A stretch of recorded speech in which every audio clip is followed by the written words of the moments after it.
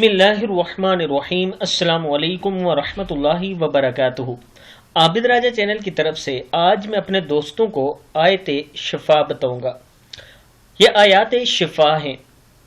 قرآن مجید کی کچھ آیات یا مندرجہ ذیل آیات کو آیات شفا کہا جاتا ہے۔ یہ آیات حصول شفا کے لیے بہت مفید ہیں، بشرطیہ کہ ان آیات کو بارگاہ رب العزت میں خلوص سے پڑھا جائے۔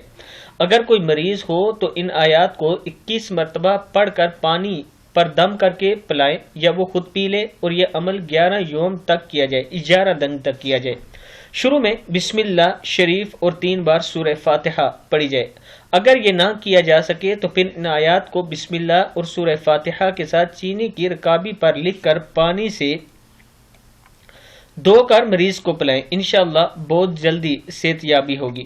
کیا ہے؟ بسم اللہ الرحمن الرحیم ویشفی صدور قوم مؤمنین ویذہب غیظ قلوبہم یا ایہا الناس قد جاءتکم موعظۃ من ربکم وشفاء لما فی الصدور وہدی ورحمۃ للمؤمنین یخرج من بطونها شراب مختلف الوانه فیہ شفاء للناس وننزل من القرآن ما هو شفاء ورحمۃ للمؤمنین ولا یزید الظالمین الا خسارا۔